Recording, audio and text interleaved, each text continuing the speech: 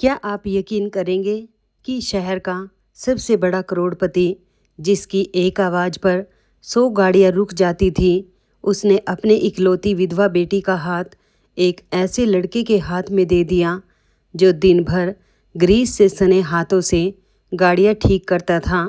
पूरा शहर हंसा, रिश्तेदारों ने ताने दिए, सौतेली माँ ने मन ही मन जश्न मनाया। लेकिन दोस्तों, शादी की अगली ही सुबह उस घर के दरवाजे पर जो हुआ, उसे देखकर हंसने वालों की हंसी गले में अटक गई, ताने देने वालों की जुबान सूख गई और जिस बेटी को सब बोझ समझते थे, वही सबकी आंखों में सबसे ऊंची हो गई। नमस्कार दोस्तों, मैं हूं आपकी अपनी सहेली संगीता और आप देख रहे हैं आपका अपना चैनल संगीता कहानी कैप्सूल। दोस्तों, आज की कहानी सिर्फ एक कहानी नहीं है, ये उस हर बेटी का दर्द है जिसे समाज ने सफ़ेद कपड़ों में कैद कर दिया, और उस हर बाप की हिम्मत है जिसने दुनिया से लड़कर अपनी बेटी को दोबारा जीना सिखाया। तो दोस्तों, कहानी शुरू करने से पहले वीडियो को लाइक कर दीजिए, चैनल पर नए हैं तो सब्सक्राइब ज़रूर कर लीजिए और कमेंट में अपना नाम और शहर लिखिए, क्योंकि आपका एक कमेंट ही मेरी सबसे बड़ी ताकत है। चलिए दोस्तों, चलते हैं कहानी में। दोस्तों, ये कहानी है लखनऊ शहर की, वही लखनऊ जहाँ की सुबह अजान और मंदिर की घंटियों से एक साथ जागती हैं और जहाँ की शामें गोमती के किनारे ठहर जाती हैं। इसी शहर में एक नाम था, राजवीर मल्होत्रा। नाम नहीं, एक पहचान। शहर के बाहर 3-3 फैक्ट्रियाँ, बाजार में दर्जनों शोरूम और सिविल लाइंस में इतनी बड़ी कोठी कि लोग गाड़ी धीमी करके उसे देखते हुए निकलते थे। बैंकों के मैनेजर उनके दफ्तर के बाहर इंतज़ार करते थे और बड़े बड़े नेता उनके घर की चाय पीना अपनी शान समझते थे। लेकिन दोस्तों, दौलत की इस पूरी चमक के बीच राजवीर मल्होत्रा की असली दुनिया सिर्फ एक कमरे में बसती थी। वो कमरा जिसके दरवाजे पर लिखा था, अनन्या। अनन्या राजवीर की इकलौती बेटी, उसकी पहली पत्नी सुनयना की निशानी। दोस्तों, अनन्या जब सिर्फ 7 साल की थी, तब एक लंबी बीमारी सुनयना को इस दुनिया से ले गई। उस रात राजवीर अस्पताल के बाहर बैठा रोया नहीं था, बस अपनी नन्ही बेटी को सीने से लगाकर पत्थर बन गया था। और उसी रात उसने अपनी पत्नी की तस्वीर के सामने एक वादा किया था, सुनयना, तुम्हारी बेटी को कभी माँ की कमी महसूस नहीं होने दूंगा, ये मेरा वचन है। और सच कहूँ दोस्तों, राजवीर ने वो वचन निभाया भी। बोर्ड मीटिंग बीच में छोड़कर वो स्कूल के फंक्शन में पहुंचता था। रात को कितना भी थका हो, बेटी के सिरहाने बैठकर कहानी जरूर सुनाता था। अनन्या को बुखार हो जाए तो करोड़ों का ये आदमी पूरी रात गीली पट्टियाँ बदलता रहता था।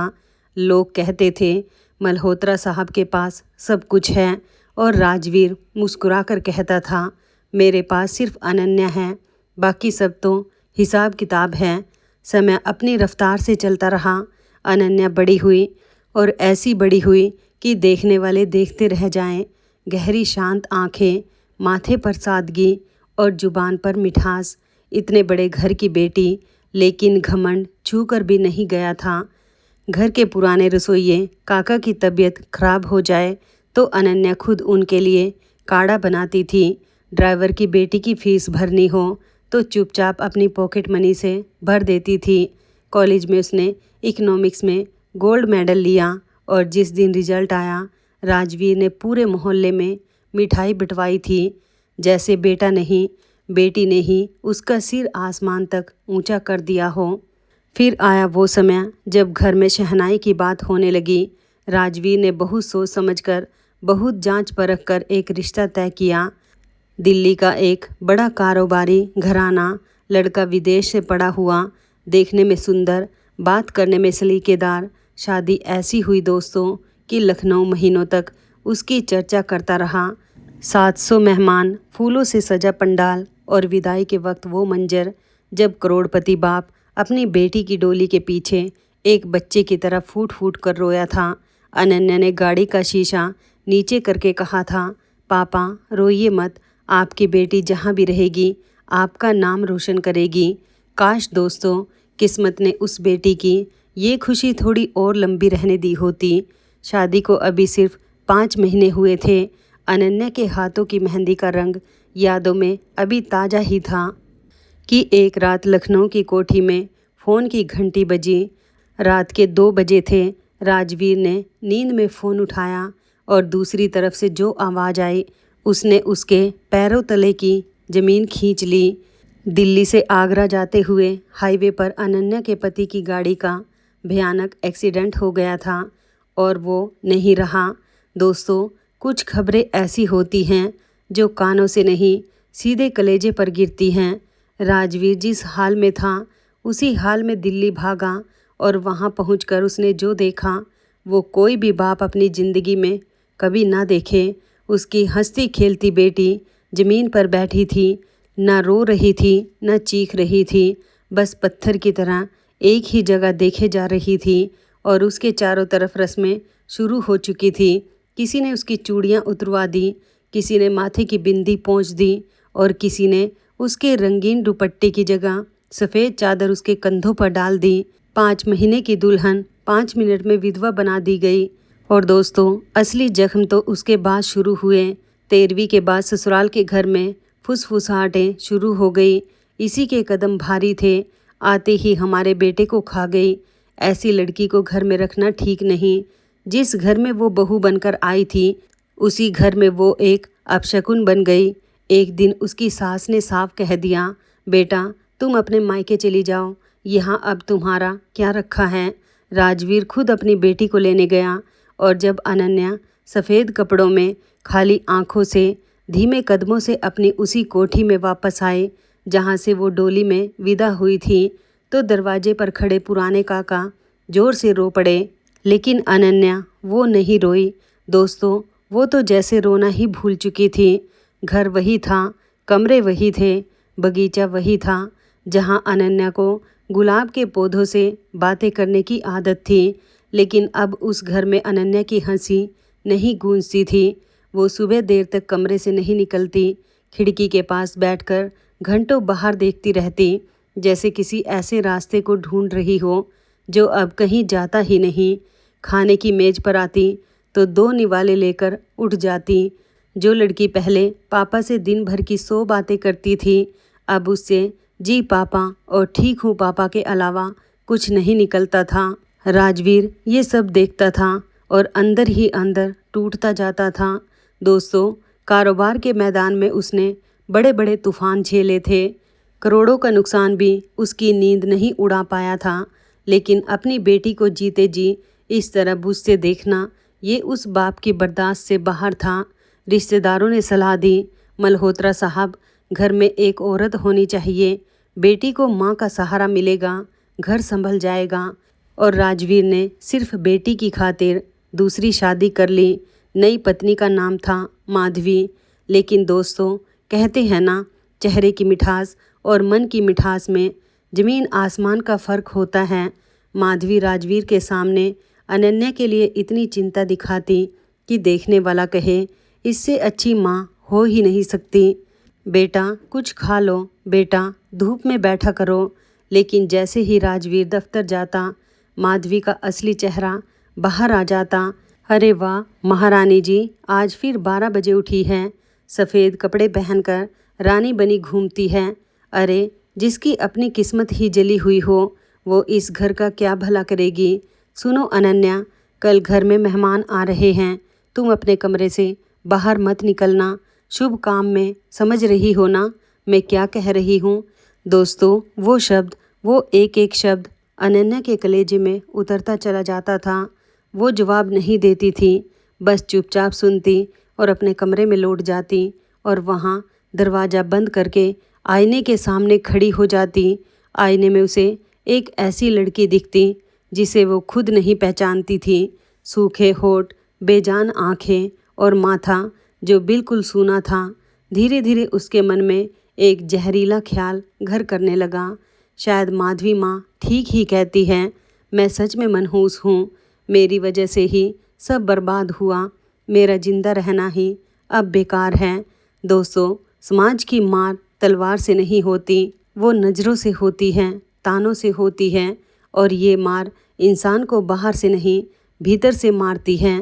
फिर आई वो शाम जिसने सब कुछ बदल दिया। राजवीर उस दिन दफ्तर से जल्दी लौट आया था। सीढ़ियाँ चढ़ते हुए उसने देखा अनन्या के कमरे का दरवाज़ा आधा खुला था। अंदर मंधम रोशनी थी और अनन्या ज़मीन पर बैठी थी। उसकी गोद में उसकी शादी का जोड़ा था, वही लाल लहंगा जिसे वो सीने से लगाए बैठी थी। उसकी आंखों से आंसुओं की धार बह रही थी, लेकिन आवाज़ बिल्कुल नहीं थी। दोस्तों, दर्द जब हद से गुजर जाता है ना, तो रोने की आवाज़ भी साथ छोड़ देती है। राजवीर दरवाजे पर ही जम गया, फिर धीरे से अंदर गया, बेटी के पास ज़मीन पर बैठा और उसके सिर पर हाथ रखा। अनन्या बेटा। अनन्या ने घबरा कर लहंगा समेटा। पापा, वो मैं अलमारी साफ कर रही थी। राजवीर ने उसका चेहरा अपने दोनों हाथों में लिया। बेटा, अपने पापा से झूठ बोलेगी? एक बात बता, क्या तू पूरी ज़िंदगी ऐसे ही जीना चाहती है? अनन्या ने अपने पिता की आंखों में देखा और फिर उसके अंदर का सारा बांध टूट गया। वो पिता के सीने से लगकर फूट पड़ी। पापा, जिंदगी बची ही कहाँ है मेरी? 22 साल की उम्र में लोग मुझे बूढ़ी विधवा की तरह देखते हैं। मैं हंस दूँ तो लोग घूरते हैं, रंगीन दुपट्टा छू लूँ तो ताने मारते हैं। पापा, मैं जिंदा तो हूँ, लेकिन जी नहीं रही। दोस्तों, उस रात राजवीर मल्होत्रा सो नहीं पाया। पूरी रात वो अपनी पहली पत्नी सुनैना की तस्वीर के सामने खड़ा रहा और सुबह होते होते उस बाप ने एक फ़ैसला कर लिया। ऐसा फ़ैसला जो उस ज़माने में सोचना भी गुनाह माना जाता था।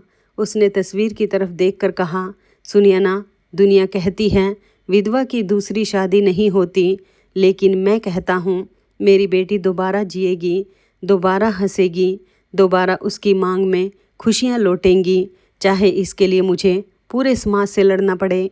अगले ही हफ्ते से राजवीर ने चुपचाप रिश्ते देखने शुरू कर दिए। लेकिन दोस्तों, हर दरवाजे पर उसे इंसान कम, सौदागर ज़्यादा मिले। एक बड़ा कारोबारी बोला, देखिए मल्होत्रा साहब, लड़की विधवा है, ये तो समझौता ही है। अगर आपकी एक फैक्ट्री दामाद के नाम हो जाए तो हम समाज की परवाह नहीं करेंगे। राजवीर उठकर चला गया। एक और जगह लड़के ने कहा, मैं तो एहसान कर रहा हूँ जो एक विधवा को अपना रहा हूँ। जिंदगी भर ये बात याद रखनी होगी उसे। राजवीर की मुट्ठियाँ भिज गई। उस रात उसने डायरी में एक लाइन लिखी, मुझे बेटी के लिए हैसियत नहीं चाहिए, मुझे इंसान चाहिए, और इंसान शायद इस दौर की सबसे महंगी चीज़ है। और फिर दोस्तों, किस्मत ने अपना खेल दिखाया। एक दिन राजवीर की गाड़ी शहर के बाहरी इलाके में अचानक खराब हो गई। ड्राइवर पास के एक पुराने से गैरेज में गाड़ी ले गया। आर्यन मोटर वर्कर्स, टीन की छत, तेल से सनी जमीन और दीवार पर टंगी एक छोटी सी तख्ती जिस पर लिखा था, मेहनत ही मेरी पहचान है। वहीं राजवीर ने पहली बार उसे देखा। 25-26 साल का एक लड़का, मैला नीला कुर्ता, ग्रीस से काले हाथ, माथे पर पसीना, लेकिन आंखों में एक ऐसा ठहराव जैसे किसी गहरे समंदर को करीब से देख लिया हो। नाम था आर्यन। आर्यन ने गाड़ी देखी और 20 मिनट में ठीक कर दी। ड्राइवर ने पूछा, कितने हुए? आर्यन बोला, 300 रुपये। राजवीर ने खिड़की से 500 का नोट बढ़ाया, बाकी रख लो। और दोस्तों, उस लड़के ने जो जवाब दिया वो राजवीर के दिल में उतर गया। आर्यन ने विनम्रता से नोट वापस करते हुए कहा, माफ़ कीजिए साहब, मेहनत के पैसे मीठे लगते हैं, खैरात के पैसे हाथ जला देते हैं, 300 ही काफ़ी हैं। राजवीर देखता रह गया। जिस शहर में लोग उसकी एक मुस्कान के लिए झुक जाते थे, वहाँ एक गैरेज वाले लड़के ने उसके पैसे लौटा दिए थे, इज्जत के साथ, बिना किसी घमंड के। उस दिन के बाद राजवीर जानबूझकर अपनी गाड़ियाँ उसी गैरेज भेजने लगा और हर बार आर्यन की कोई ना कोई बात उसके मन में बैठ जाती। एक दिन उसने देखा, गैरेज के बाहर एक गरीब रिक्शे वाले का रिक्शा खराब खड़ा था। आर्यन ने उसे मुफ्त में ठीक किया और ऊपर से उसे चाय भी पिलाई। रिक्शे वाला हाथ जोड़ने लगा, तो आर्य ने उसके हाथ पकड़ लिए। अरे चाचा, हाथ मत जोड़िए, आप मेहनत करने वाले हो और मेहनत करने वाले किसी के सामने नहीं झुकते। एक और दिन जोरों की बारिश हो रही थी। राजवीर का ड्राइवर गाड़ी लेने पहुंचा तो देखा आर्यन खुद भीगते हुए अपने हिस्से की तिरपाल एक बूढ़ी अम्मा के ठेले पर तान रहा था ताकि उनकी सब्जी खराब ना हो। खुद पूरा भीग गया, लेकिन चेहरे पर वही सुकून भरी मुस्कान। लेकिन दोस्तों, राजवीर की तजुर्बेकार आंखों ने कुछ और भी देखा था। ये लड़का बोलता था तो भाषा किसी पढ़े लिखे ऊंचे घराने जैसी सधी हुई थी। महंगी से महंगी इंपोर्टेड गाड़ी का इंजन ऐसे पहचानता था जैसे बरसों उन्हीं गाड़ियों के बीच पला बड़ा हो। एक बार गैरेज में अंग्रेजी अखबार का बिजनेस पेज पड़ा दिखा जिस पर पेंसिल से शेयर मार्केट के निशान लगे थे। और एक शाम एक चमचमाती गाड़ी से उतरे सूट बूट वाले आदमी ने आर्यन को झुककर सर कहा था और आर्यन ने उसे धीरे से कुछ कहकर वापस भेज दिया था। राजवीर समझ गया इस लड़के की मिट्टी में कुछ और ही दबा है। ये जो दिखता है वो है नहीं, लेकिन जो भी है उसके भीतर लालच नहीं, गरिमा है। और दोस्तों, उसी शाम घर लौटते हुए राजवीर के मन में पहली बार वो ख्याल आया जिसने उसकी अपनी ही धड़कनें तेज कर दी। क्या मैं अनन्या के लिए इस लड़के के बारे में सोच सकता हूँ? अगले ही पल दिमाग ने सवाल दागा। पागल हो गए हो राजवीर? करोड़पति मल्होत्रा की बेटी और एक गैरेज मिस्त्री? दुनिया थूकेगी तुम पर। लेकिन दिल ने धीरे से जवाब दिया, दुनिया ने तुम्हारी बेटी को कौन सा जीने दिया है राजवीर? दामाद चाहिए या इंसान? फैसला कर लो। और उस रात करोड़पति बाप ने फैसला कर लिया। अगले दिन दोपहर को राजवीर खुद गैरेज पहुंचा।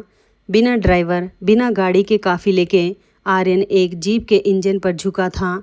राजवीर को देखकर सम्मान से खड़ा हुआ। नमस्ते साहब, गाड़ी में फिर कोई दिक्कत? राजवीर ने कहा, आज गाड़ी नहीं, जिंदगी की एक मशीन ठीक करवाने आया हूँ बेटा। मुझसे अकेले में बात करोगे? थोड़ी देर बाद दोनों गैरेज के पीछे नीम के पेड़ के नीचे बैठे थे। दो कुल्हड़ चाय के बीच कुछ देर खामोशी रही। फिर राजवीर ने सीधे आर्यन की आंखों में देखा और कहा, बेटा, मेरी एक बेटी है अनन्या, 22 साल की है और विधवा है। शादी के 5 महीने बाद ही उसका पति चला गया। तब से मेरी बेटी जिंदा लाश बन गई है। मैं उसकी दूसरी शादी करना चाहता हूँ और मैं चाहता हूँ कि वो शादी तुमसे हो। दोस्तों, आर्यन के हाथ से कुल्हड़ छूटते छूटते बचा। वो कई पल तक राजवीर को देखता रह गया। फिर बोला, साहब, आप होश में तो हैं? आप जानते हैं मैं कौन हूँ? एक गैरेज चलाने वाला मामूली आदमी, और आप शहर के सबसे बड़े आदमी। लोग क्या कहेंगे? राजवीर मुस्कुराया, एक थकी हुई दर्द भरी मुस्कान। बेटा, लोग क्या कहेंगे, इसी एक सवाल ने मेरी बेटी को कैद कर रखा है। अब मैं इस सवाल से डरना छोड़ चुका हूँ। और रही बात कि तुम कौन हो, तो सुनो, मैंने ज़िंदगी में हजारों चेहरे पड़े हैं। तुम वो नहीं हो जो दिखते हो। तुम्हारा अतीत ज़रूर कुछ छुपाए बैठा है, लेकिन मैंने तुम्हें पैसे लौटाते देखा है, बारिश में किसी और के लिए भीगते देखा है, मेहनत के आगे झुकते और इंसान के आगे तनकर खड़े होते देखा है। मुझे दामाद की हैसियत नहीं, उसका चरित्र चाहिए। आर्यन बहुत देर तक ज़मीन की तरफ देखता रहा। फिर उसने गहरी सांस ली और धीमी आवाज़ में कहा, साहब, आप सही समझे। मेरी ज़िंदगी सीधी नहीं है। मैं जो हूँ वो अभी पूरा नहीं बता सकता। बस इतना कहूँगा, मैं एक ऐसे घर से हूँ जहाँ दौलत तो बहुत थी, लेकिन रिश्तों की कीमत पैसों से तोली जाती थी। मेरे पिता के जाने के बाद मैंने अपनों को ही संपत्ति के लिए सांप बनते देखा, इसलिए मैं सब छोड़कर निकल आया। अपना नाम, अपनी पहचान सब पीछे छोड़कर मैं देखना चाहता था कि जब मेरे पास कुछ नहीं होगा तब दुनिया मुझसे कैसे पेश आती है। कौन इंसान को इंसान समझता है और कौन सिर्फ जेब देखता है। फिर आर्यन ने नज़रें उठाई, लेकिन साहब, एक बात पत्थर की लकीर है। मैं आपकी बेटी से कभी झूठ नहीं बोलूँगा। अगर ये रिश्ता बना तो सही वक्त पर मेरा पूरा सच सबसे पहले उसी के सामने होगा। और दूसरी बात, मैं उससे शादी दया करके नहीं करूँगा। अगर करूँगा तो उसे पूरा सम्मान देकर करूँगा, विधवा समझकर नहीं, अनन्य समझकर। दोस्तों, उस पल राजवीर मल्होत्रा की आंखें भर आई। बरसों बाद उसे कोई इंसान मिला था। लेकिन दोस्तों, सबसे मुश्किल दरवाज़ा तो अभी खुलना बाकी था। अनन्या का दिल उस शाम राजवीर बेटी के कमरे में गया और बहुत प्यार से बात छेड़ी। लेकिन दूसरी शादी, ये दो शब्द सुनते ही अनन्या ऐसे कांप उठी जैसे किसी ने जलते अंगारे छुआ दिए हों। नहीं पापा, नहीं, आप ये सोच भी कैसे सकते हैं? दुनिया पहले ही मुझे मनहूस कहती है, अब कहेगी कि विधवा को शादी की पड़ी है। और वो आदमी, वो तो ज़िंदगी भर यही जताएगा ना कि उसने मुझ पर एहसान किया है, एक टूटी हुई चीज़ को उठाया है। पापा, मैं किसी की दया पर नहीं जी सकती। राजवीर ने बेटी के दोनों हाथ थामे। बेटा, जो आदमी तुझ पर एहसान जताए वो मेरे घर की दहलीज तक नहीं पहुँचेगा। ये तेरे बाप का वादा है। मैं तेरे लिए कोई मसीहा नहीं ढूंढ रहा, मैं एक इंसान लाया हूँ। बस एक बार, सिर्फ एक बार उससे मिल ले, उसके बाद फैसला तेरा। तू ना कहेगी तो तेरा बाप ये बात दोबारा जुबान पर नहीं लाएगा। पिता की भीगी आंखों के आगे अनन्या हार गई। बस एक मुलाकात के लिए हाँ कह दी। 2 दिन बाद शहर से दूर मल्होत्रा फार्म हाउस के बगीचे में वो मुलाकात रखी गई। अनन्या सफ़ेद सूट में आई, सिर झुका हुआ, हाथ ठंडे, दिल में तूफान। सामने आर्यन बैठा था, सादे कुर्ते में, साफ आंखों के साथ। बहुत देर तक कोई कुछ नहीं बोला। बगीचे में सिर्फ चिड़ियों की आवाज़ थी। फिर आर्यन ने खुद खामोशी तोड़ी। आप शायद अपने पापा का दिल रखने के लिए यहाँ आई हैं, है ना? अनन्या ने हल्का सा सिर हिला दिया। आर्यन धीरे से मुस्कुराया। अच्छा है, कम से कम आपने झूठ नहीं बोला। तो फिर मैं भी सच ही बोलूँगा। अनन्या जी, मैं यहाँ आप पर कोई एहसान करने नहीं आया, और सच कहूँ तो मुझे बेचारी शब्द से नफ़रत है। मैं यहाँ एक ऐसे इंसान से मिलने आया हूँ जिसके बारे में उसके पिता कहते हैं कि वो कभी पूरे घर की रौनक हुआ करती थी। पहली बार अनन्या ने नज़रें उठाकर उसे देखा और दोस्तों, उसे उस लड़के की आंखों में वो चीज़ नहीं दिखी जो उसे हर आंख में दिखती थी। तरस, वहाँ तरस नहीं था, सम्मान था। अनन्या ने कांपती आवाज़ में पूछा, आप जानते हैं ना, मैं विधवा हूँ। समाज मुझे अशुभ कहता है, आपको डर नहीं लगता? आर्यन ने बहुत ठहरे हुए स्वर में जवाब दिया। डर? अनन्या जी, अशुभ इंसान नहीं होते। अशुभ तो वो सोच होती है जो किसी जिंदा इंसान को मरा हुआ मान लेती है। आपका पति गुजर गया, ये आपका दुख है, आपका गुनाह नहीं। और जहाँ तक समाज की बात है, जो समाज एक 22 साल की लड़की को जीने का हक नहीं देता, मुझे उस समाज की परवाह करने में कोई दिलचस्पी नहीं। दोस्तों, वो शब्द अनन्या के भीतर बर्फ़ की तरह जमे हुए दर्द पर गर्म हवा की तरह लगे। कुछ बहुत धीरे से पिघलने लगा। जाते जाते आर्य ने बस इतना कहा, मैं आपसे कोई वादा नहीं मांगता, कोई जवाब नहीं मांगता। बस इतना कहूँगा, अगर कभी ये रिश्ता बना तो मैं आपको विधवा की तरह नहीं, अनन्या की तरह देखूँगा। और अगर ना बना तो भी मेरी दुआ है कि आप दोबारा जीना सीखें, क्योंकि आप इसकी हकदार हैं। उस रात दोस्तों, बहुत महीनों बाद अनन्या आईने के सामने खड़ी हुई और उसने खुद से एक सवाल पूछा, ऐसा क्या था उस आदमी में जो सबसे अलग था? फिर मुलाकातें होने लगी, जल्दी नहीं, आहिस्ता आहिस्ता। कभी मंदिर की सीढ़ियों पर, कभी गोमती किनारे की शाम में, कभी फार्म हाउस के उसी बगीचे में। और दोस्तों, आर्यन की सबसे बड़ी खूबी ये थी कि वो अनन्या की चुप्पी का सम्मान करता था। वो सवालों की बौछार नहीं करता था, उसके अतीत को कुरेदता नहीं था। वो बस पास बैठता था और कभी कभी इतना कहता, कोई जल्दी नहीं है, जख्म तारीख देखकर नहीं भरते।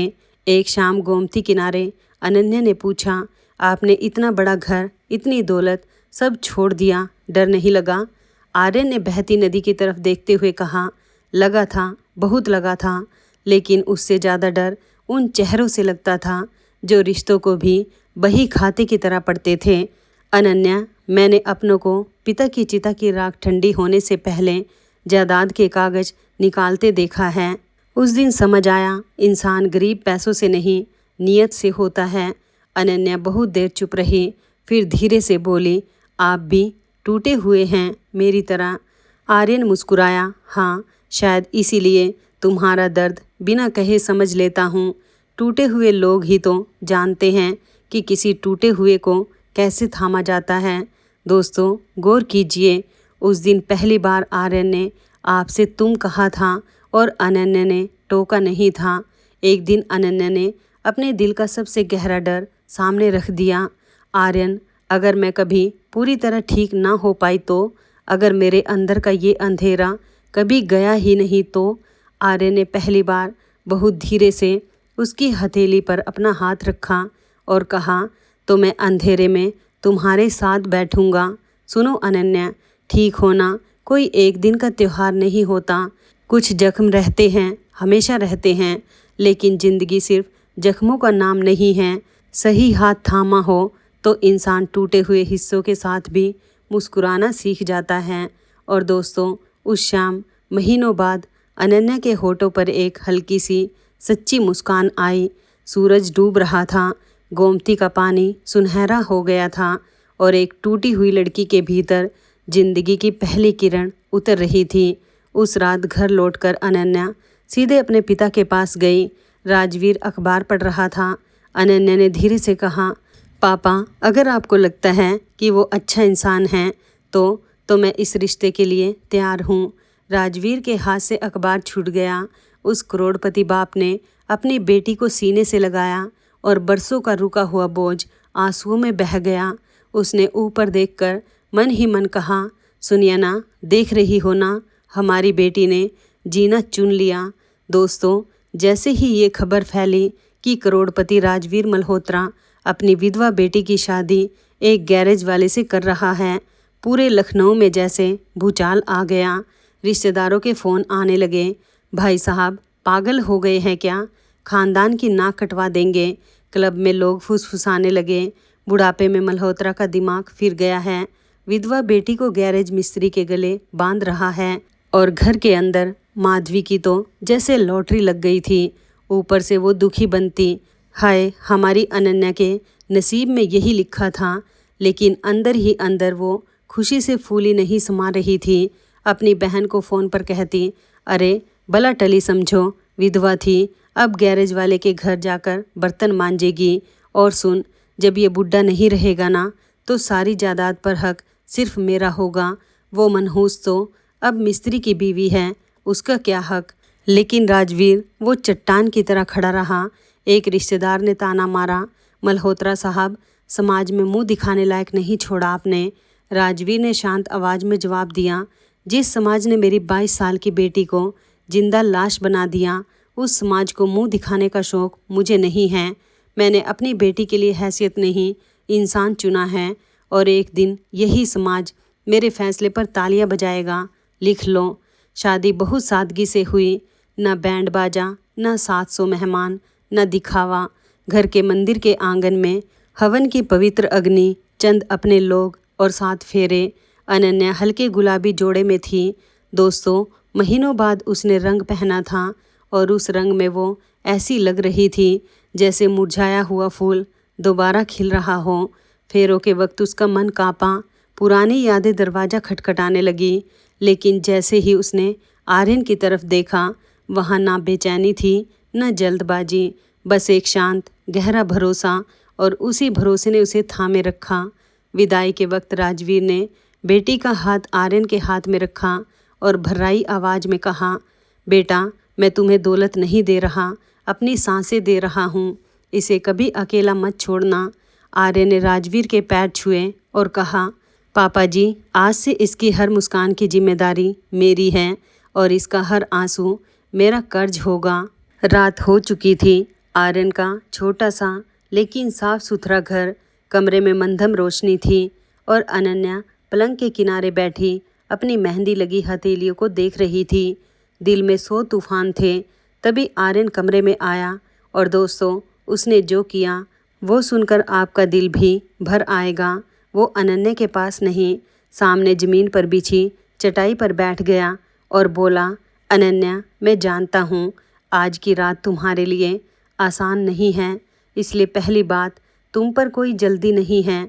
रिश्ता फेरों से बनता है, लेकिन भरोसा वक्त से बनता है।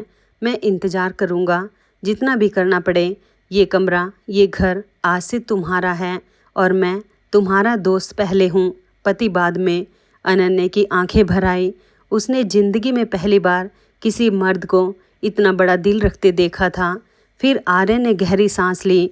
और दूसरी बात, जो मैंने तुम्हारे पापा से वादा किया था, आज फेरों के बाद अब कोई पर्दा नहीं। अनन्या, मेरा पूरा नाम आर्यन रघुवंशी है। मुंबई का रघुवंशी ग्रुप देश के सबसे बड़े कारोबारी घरानों में से एक। वो मेरे पिता स्वर्गीय देवराज रघुवंशी का बनाया हुआ साम्राज्य है और उसका इकलौता वारिस मैं हूँ। पिताजी के जाने के बाद मेरे अपने चाचा और रिश्तेदारों ने संपत्ति के लिए जो घिनौना खेल खेला, उसने मुझे तोड़ दिया। मैं सब छोड़कर निकल आया और लखनऊ में गैरेज खोलकर एक साधारण आदमी की ज़िंदगी जीने लगा। मैं देखना चाहता था कि दुनिया आर्यन रघुवंशी के नाम के बिना सिर्फ आर्यन को क्या समझती है। ये गैरेज मेरी मजबूरी नहीं, मेरा फैसला था। और तुमसे शादी, ये मेरी ज़िंदगी का सबसे सच्चा फैसला है। मैं चाहता था कि तुम पहले मुझे देखो, मेरा नाम नहीं। दोस्तों, एक पल के लिए अनन्या को झटका लगा, लेकिन अगले ही पल उसे उसकी हर बात याद आई। पैसे लौटाना, बारिश में भीगना, तरस की जगह सम्मान, चटाई पर बैठा वो सब्र। और वो समझ गई, ये छल नहीं था, ये सही वक्त का इंतज़ार था। उसकी आंखों से आंसू बह निकले और उसने कांपती आवाज़ में बस इतना कहा, शायद शायद इसीलिए मैं तुम पर भरोसा कर पाई आर्यन, क्योंकि तुमने मुझे कभी विधवा नहीं अनन्या देखा। उस रात दोनों देर तक बातें करते रहे। दो टूटे हुए लोग एक दूसरे के जख्मों पर लफ्ज़ों का मरहम रखते रहे और खिड़की के बाहर चांद मुस्कुरा रहा था। और फिर दोस्तों, आई वो सुबह जिसके लिए ये पूरी कहानी याद रखी जाएगी। सुबह के करीब 9 बजे थे। मल्होत्रा हाउस में माधवी बालकनी में चाय की चुस्कियाँ लेते हुए अपनी बहन से फ़ोन पर हंस हंस कर बातें कर रही थी। अरे बताया ना, कल मिस्त्री के घर विदा कर दिया उसे। अब देखना, हफ्ते भर में हाथ घिसते घिसते रानी से नौकरानी। बात पूरी भी नहीं हुई थी कि गली के मोड़ से गाड़ियों की आवाज़ आई। 1, 2, 5, 10, 200, एक के बाद एक 11 काली चमचमाती लग्जरी गाड़ियों का काफिला मल्होत्रा हाउस के सामने आकर रुका। आगे पीछे सिक्योरिटी की गाड़ियाँ, काले सूट में बॉडीगार्ड्स और गाड़ियों पर लगा वो सुनहरा लोगो, आरजी रघुवंशी ग्रुप। माधवी के हाथ से चाय का कप छूटकर नीचे गिर गया। पूरे मोहल्ले की खिड़कियाँ खुल गई। वही पड़ोसी, वही रिश्तेदार जो कल शादी पर ताने मार रहे थे, दौड़ दौड़ कर बाहर आ गए। सबकी जुबान पर एक ही सवाल, ये किसका काफिला है। सबसे आगे वाली गाड़ी का दरवाज़ा बॉडीगार्ड ने खोला और उसमें से जो शख्स उतरा, उसे देखकर सबकी आंखें फटी की फटी रह गई। बेदाग काला सूट, हाथ में कीमती घड़ी और चेहरे पर वही शांत ठहराव। ये वही था कल का गैरेज वाला आर्यन। और उसके साथ उतरी अनन्या, हल्के गुलाबी साड़ी में, माथे पर बिंदी, मांग में सिंदूर और चेहरे पर बरसों बाद लौटी हुई चमक। रघुवंशी ग्रुप के एक वरिष्ठ अधिकारी ने आगे बढ़कर ऐलान किया, ये हैं Shri Aryan Raghuvanshi, Raghuvanshi group of industries के चेयरमैन और इकलौते वारिस। और ये है हमारी मालकिन, श्रीमती अनन्या आर्यन रघुवंशी। दोस्तों, वहाँ खड़ी भीड़ में सन्नाटा छा गया। जो जुबानें कल ताने मार रही थी, आज तालू से चिपक गई। माधवी, वो तो जैसे बालकनी में ही पत्थर की मूरत बन गई। उसके कानों में अपने ही शब्द गूंजने लगे, मिस्त्री की बीवी नौकरानी बनेगी, जायदाद पर हक सिर्फ मेरा। राजवीर बाहर आया। आर्य ने आगे बढ़कर सबके सामने उस करोड़पति ससुर के पैर छुए और भरी भीड़ में कहा, पापा जी, जिंदगी में पहली बार किसी ने मेरी हैसियत नहीं, मुझे चुना। आपने एक गैरेज वाले पर भरोसा किया। ये भरोसा मेरे लिए रघुवंशी ग्रुप की पूरी दौलत से बड़ा है। राजवीर की आंखें छलक पड़ी। बेटा, मैंने तो बस अपनी बेटी के लिए एक इंसान चुना था, ये तो ऊपर वाले ने इनाम दे दिया। तभी माधवी कांपते कदमों से नीचे आई। उसकी आवाज़ लड़खड़ा रही थी। आप सच में रघुवंशी? आर्यन ने बहुत शांत स्वर में जवाब दिया। जी, मैं वही हूँ जिसे आपने गरीब समझकर कल तक हिकारत से देखा था। लेकिन घबराइए मत, मैं यहाँ हिसाब चुकाने नहीं आया। मैं तो बस ये दिखाने आया हूँ कि इंसान की पहचान उसके कपड़ों से नहीं होती। और तभी दोस्तों वो हुआ जो सबसे खूबसूरत था। अनन्या आगे बढ़ी, वही अनन्या जो कभी माधवी के सामने नज़रें नहीं उठा पाती थी। आज उसने सीधे उसकी आंखों में देखा और धीमी लेकिन फौलादी आवाज़ में कहा, छोटी माँ, आपने मुझे मनहूस कहा, बोझ कहा, अपशकुन कहा। मैं आज भी आपसे नाराज़ नहीं हूँ। बस एक बात कहूँगी, इंसान की कीमत उसके कपड़ों, हालात या किस्मत से मत आंकिए। काश आपने ये पहले समझा होता तो किसी का दिल इतना ना टूटता। और हाँ, सफ़ेद कपड़े पहनने से कोई ज़िंदगी ख़त्म नहीं होती। ज़िंदगी ख़त्म होती है सोच के मैले होने से। माधवी की नज़रें ज़मीन में गड़ गई और उसी पल राजवीर ने भी साफ शब्दों में कह दिया, माधवी, मैं बहुत बरस चुप रहा, लेकिन अब नहीं। आज के बाद अगर मेरी बेटी के लिए एक भी कड़वा शब्द तुम्हारी ज़ुबान से निकला तो इस घर में तुम्हारे लिए जगह नहीं बचेगी। दोस्तों, उस दिन माधवी ने सिर्फ अनन्या को नहीं खोया था, उसने राजवीर की नज़रों में अपनी आखिरी इज्जत भी खो दी थी। दोस्तों, इसके बाद अनन्या की ज़िंदगी में एक नया सवेरा आया। आर्यन उसे लेकर मुंबई गया। रघुवंशी हाउस, समंदर के सामने खड़ी वो शानदार कोठी। लेकिन घर में कदम रखते ही आर्यन ने जो कहा वो अनन्या के दिल में उतर गया। अनन्या, इस घर में तुम्हें किसी और जैसा बनने की ज़रूरत नहीं है।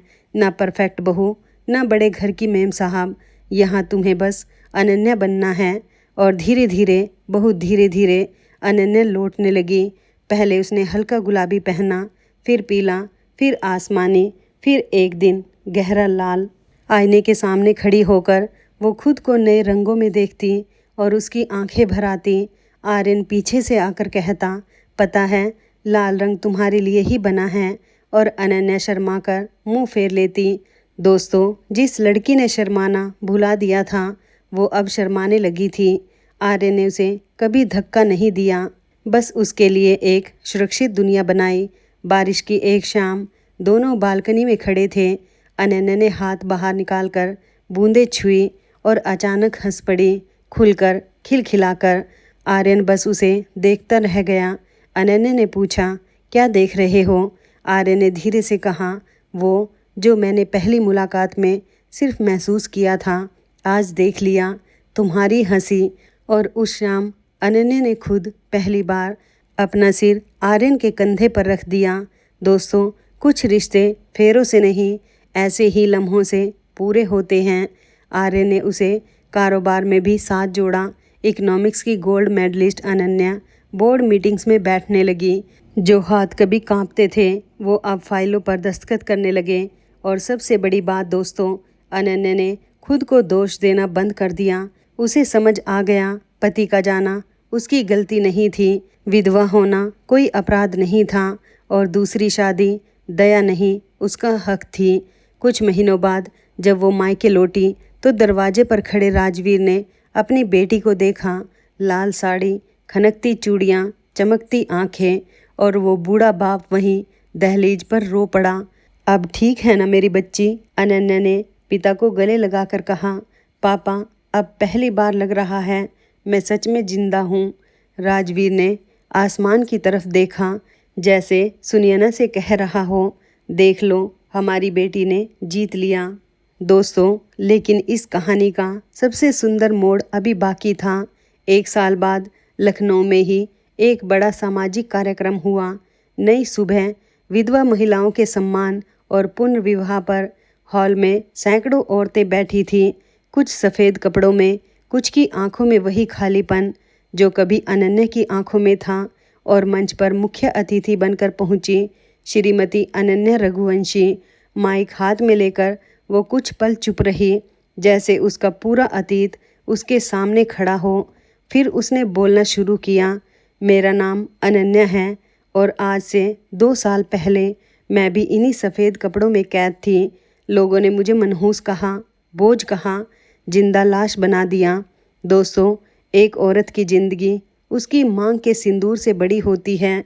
पति का चले जाना दुख है, लेकिन उससे बड़ा दुख वो नज़रें हैं जो एक जिंदा औरत को अधूरा मान लेती है। मैं आज यहाँ ये कहने आई हूँ, किसी भी औरत को उसका अतीत छोटा नहीं कर सकता। उसे दया नहीं, सम्मान चाहिए, कैद नहीं, दूसरा मौका चाहिए। और यकीन मानिए, दर्द इंसान को छोटा नहीं करता। सही साथ मिल जाए तो वही दर्द उसे इतना बड़ा बना देता है कि वो दूसरों का रास्ता बन जाता है। पूरा हॉल तालियों से गूंज उठा।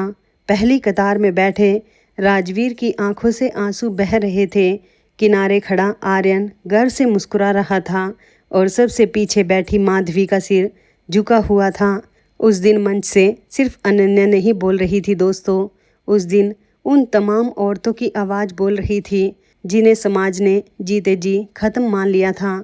और उसी मंच से अनन्या और आर्यन ने ऐलान किया, नई सुबह फाउंडेशन जो हर बेसहारा विधवा को शिक्षा, रोजगार और सम्मान देगा। तो दोस्तों, उस दिन 3 सच्चाइयाँ पूरी दुनिया के सामने साफ हो गई।